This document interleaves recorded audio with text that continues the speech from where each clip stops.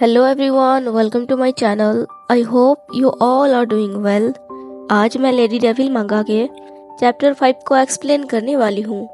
पिछले चैप्टर में हमने देखा था एनेट और जॉन्स उस कमरे में अकेले थे और जॉन्स डर रहा था कि कहीं उन दोनों को कोई ऐसे देख ना ले।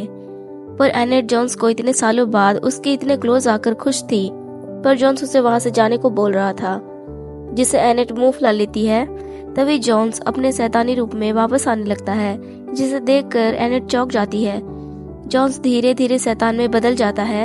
एनेट उसे देखकर कुछ समझ नहीं पाती और वो अपने ही ख्याल में खोई होती है। पर बाद में जब वो अपने ख्याल से बाहर आती है तो वो भागने लगती है। जैसे ही वो दरवाजा खोलती है और बाहर जाने की कोशिश करती है तो वो शैतान तुरंत ही दरवाजा बंद कर देता है। तो एनेट अपनी मॉम की बोली गई बातों को याद करने लगती है कि वो शैतान तुम्हारी विश पूरी तो कर देगा, पर बदले में जो होगा वो बहुत भयंकर होगा। एनेट सोचती है, मैंने उस वक्त कहा था कि मुझे उससे शादी नहीं करनी और इस शादी को रोकने के लिए मुझे उसकी हेल्प चाहिए। इससे अच्छा मैंने ये कहा होता कि वो बूढ़ा आदमी मर ही जाए। अब ये शैतान मुझे मारकर उस शादी को रोक देगा। वो यही सब सोच रही थी, तभी वो शैतान एनेट को धीरे धीरे अपने टेल से बांधने लगता है और देखते ही देखते वो एनेट को पूरा का पूरा अपने जकड़ में ले लेता है। और वहीं पर चैप्टर की एंडिंग हुई थी। तो चैप्टर 5 के स्टार्टिंग में हम देखते हैं एनेट सोच रही होती है कि स्क्रैचमैन, क्या तुम जानते हो उस रईस औरत के साथ क्या हुआ जो अश्लील हरकतें क्या करती थी। पहले उसके बाल काट दिए गए, फिर उसे नेकेट करके एक सर्वेंट के साथ काले घोड़े के ऊपर बिठाकर पूरे शहर में घुमाया गया। जो भी उसे देखता था वो उसे पत्थर मारता या कोसता या अपमान करता था। कभी कभी भूख और शर्म के मारे वो अपना दिमागी संतुलन खो देती थी। उसे एक बदचलन औरत का नाम दिया गया और उसे एक जंगल में अकेला भेज दिया गया मरने के लिए।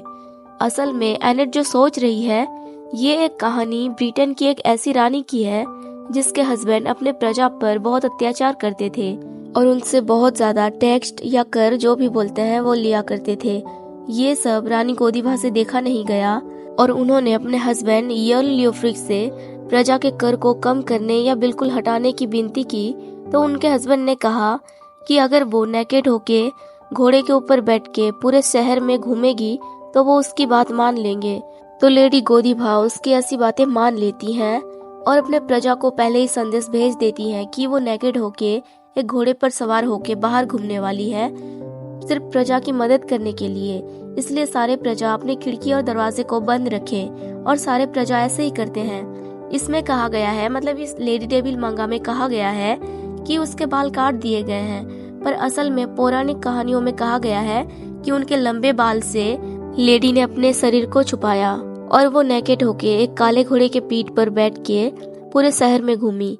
एक आदमी जो टेलर होता है और उसका नाम टॉम था, उसने लेडी गोदीभा के आदेशों का पालन नहीं किया और उसने लेडी को बुरी नजर से देखा तो वो तुरंत ही अंधा हो गया। उसके बाद रानी ने जब अपनी शर्त पूरी कर ली तो उनके हस्बैंड ने अपना वादा भी पूरा किया। ये एक माइथ स्टोरी है, आप इसे सर्च करके पढ़ सकते हैं। तो एनेट सोचती है, इसलिए मैं चिल्ला भी नहीं सकती। अगर मैंने ऐसा किया और सैनिक यहाँ आ गए और उन्होंने एक विधवा औरत को एक आदमी के कमरे में देख लिया, वो भी आधी रात को, तो अंजाम अच्छा नहीं होगा। मैंने 14 सालों से अकेलेपन का दर्द झेला है। मैं कन्वेंट में कैद होकर कैसे रह सकती हूँ, पर उससे पहले भी क्या मैं काले घोड़े पर सवार होकर पूरे शहर में घूमने का अपमान सह सकती थी। यानी कि एनेट खुद को उस लेडी से कंपेयर कर रही है कि अगर किसी को पता चल गया कि एक औरत आधी रात को एक आदमी के चेम्बर में है तो वो बिल्कुल उसका हाल उस लेडी की तरह करेंगे। और क्या वो सब सह पाएगी। वो सोचती है, आखिर बल्देमार खानदान के वारिस का ये हाल करने की वजह से वो मुझे कैसे माफ कर देते। वो यही सब सोच रही थी और वो शैतान उसे धीरे धीरे अपने जकड़ में ले रहा था। वो भी दर्द से हाँफ रहा था। एनेट सोचती है, अगर सैनिकों ने जॉन्स को इस हाल में देख लिया तो वो उसे मार देंगे। उसकी ऐसी हालत सिर्फ मेरे बेवकूफी की वजह से ही हुई है। फिर वो जॉन्स के लिए परेशान होके सोचती है, अगर वो पहले जैसा कभी बन ही नहीं पाया तो क्या होगा। वो शैतान उसे गले लगा लेता है और एनेट जॉन्स के लिए परेशान होकर रोने लगती है। वो जॉन्स का नाम ले रही थी और रो रही थी। वो शैतान की आंखों में देखती है तो वो भी उसे घूर घूर के देख रहा होता है। फिर उसे दर्द होता है तो वो एनेट को छोड़ देता है और नीचे गिर जाता है। वो बिल्कुल कांप रहा था और उसे इस तरह देख के एनेट वहां से भाग जाती है कि यही सही मौका है यहाँ से निकलने का। वो जल्दी से भागी भागी अपने चैम्बर में पहुंच जाती है और दरवाजा बंद करके नीचे बैठ जाती है। वो हाँफते हुए सोचती है, ये कितनी अजीब बात है कि मुझे उस कमरे में आकर इतनी राहत मिल रही है जिसमें मुझे 14 सालों से कैद करके रखा गया था। फिर थोड़ी देर बाद जब वो शांत हो जाती है तो वो सोचती है, जब मेरा डर थोड़ा कम हो गया तो मुझे जॉन्स और उस शैतान की चिंता होने लगी जिसने जॉन्स के बॉडी पर कब्जा कर लिया था। मुझे ऐसा महसूस हुआ जैसे मैंने किसी को मारकर उसकी लाश को ऐसे लापरवाही से छोड़ दिया हो। अगर जॉन्स का थोड़ा बहुत भी होश होगा, अगर जॉन्स का थोड़ा भी हिस्सा उस डेविल में बाकी होगा, तो वो अपने बहन को उसे ऐसे दर्द में छोड़कर भागता हुआ देखकर वो क्या सोचेगा। फिर वो गिल्टी फील करके अपने चेहरे को स्क्वीज करते हुए सोचती है, जॉन्स मेरी ही वजह से ऐसा बन गया। फिर वो शांत होकर सोचती है, मैंने ही सब कुछ बिगाड़ा है, इसलिए मुझे ही सब कुछ ठीक करना होगा। वो ये सोचकर अपने डर पर काबू पाके वापस उस कमरे में चली जाती है जहाँ वो डेविल था। जैसे ही एनेट दरवाजा खोलती है तो दरवाजे की आवाज से शैतान भी उसे देखता है।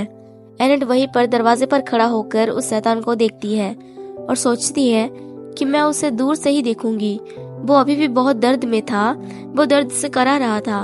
एनेट सोचती है, ऐसा लग नहीं रहा कि वो मुझे चोट पहुंचाएगा, जबकि वो इतनी मुश्किल से खुद ही सांसें ले रहा है और जब उसके पास मौका था तब भी उसने मुझे मारने की कोशिश नहीं की। फिर वो उसके पास जाती है और कहती है, डेविल, क्या तुम सच में यहाँ इसलिए आए हो क्योंकि मैंने तुम्हें बुलाया है? तुम हो कौन? तभी उस डेविल का टेल जॉन्स की तलवार से जाकर टकरा जाता है, जिसे आवाज आती है और वो डेविल चौंक जाता है और एनेट भी चौंक जाती है। फिर दोनों देखते हैं वो तो बस एक तलवार थी। एनेट कहती है कि तुम्हें तुम्हारे ही टेल से टकराने की आवाज से ऐसे डरना नहीं चाहिए।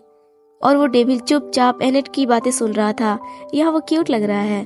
फिर वो एनेट को देखने लगता है और एनेट भी उसे देखने लगती है। वो बड़ी मुश्किल से अपनी आंखों को खोल पा रहा था।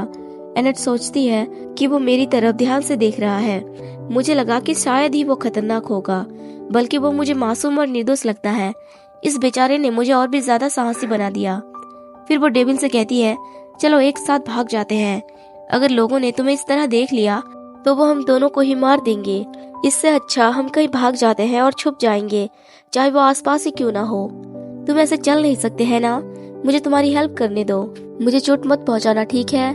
वो ये कहकर उस डेविल के हाथ को अपने कंधे में ले लेती है, पर जाहिर है वो ऐसा नहीं कर सकती। कहाँ इतना बड़ा डेविल और कहाँ वो छोटी सी लेडी। वो सोचती है, ये बहुत भारी है, शायद मुझे एक ठेला ले लेना चाहिए। वो अपनी पूरी कोशिश करती है, अपना पूरा ताकत लगाती है, पर कुछ काम नहीं करता। वो नीचे गिर जाती है और उस डेविल के नीचे दब जाती है। वो मुश्किल से हिलने की कोशिश करती है, पर ऐसा करना बहुत मुश्किल था। वो कहती है, डेविल, अगर तुम मुझे समझ सकते हो, सुन सकते हो, तो थोड़ा हटो। तुम यहाँ आए ही क्यों? मुझे लगा था तुम कुछ भी कर सकते हो। क्या तुम इतने बेकार हो? तुम इस तरह यहाँ पर पड़े नहीं रह सकते। हमें यहाँ से भागना होगा, वरना हम दोनों के दोनों मारे जाएंगे। तुम कुछ करते क्यों नहीं, बेवकूफ? वो ये सब कहकर डेविल पर चिल्ला रही होती है और साथ ही रोने लगती है। फिर वो रोते हुए खुद को कोसने लगती है कि एनेट, तुम बेवकूफ हो, तुम पावरलेस हो।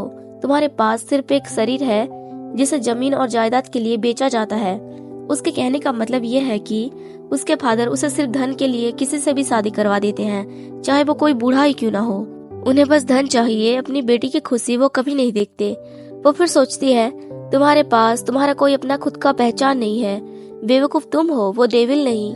वो यही सब सोच के खुद की किस्मत को खुद को कोस रही होती है और रो रही होती है। वो फिर सोचती है, मुझे ये नहीं पता कि यहाँ से कैसे भागना है और ना ही मेरे पास भागने की हिम्मत है। ये सब मेरे द्वारा इस डेविल के बुलाने का अंजाम है। हम देखते हैं उस डेविल ने एनेट को गले लगा लिया था। वो जोर जोर से रो रही थी और डेविल से कह रही होती है कि तुम अब क्या करने वाले हो? मुझे खुद नहीं पता कि अब क्या करना है। फिर वो डेविल एनेट को देखने लगता है और वो उसके आंसुओं को पोंछने लगता है। उसने मेरे आंसू पोंछ दिए? क्या वो मुझे समझा रहा है कि मुझे नहीं रोना चाहिए? वो यही सब सोच के उसे देख रही थी। तभी वो उसकी तरफ बढ़ने लगता है और वो डेविल उसे किस कर लेता है, जिससे एनेट चौंक जाती है और यहीं पर यह चैप्टर खत्म हो जाता है। अब देखते हैं आगे क्या होगा। तो मिलते हैं नेक्स्ट चैप्टर में। Thanks for watching, take care, bye bye.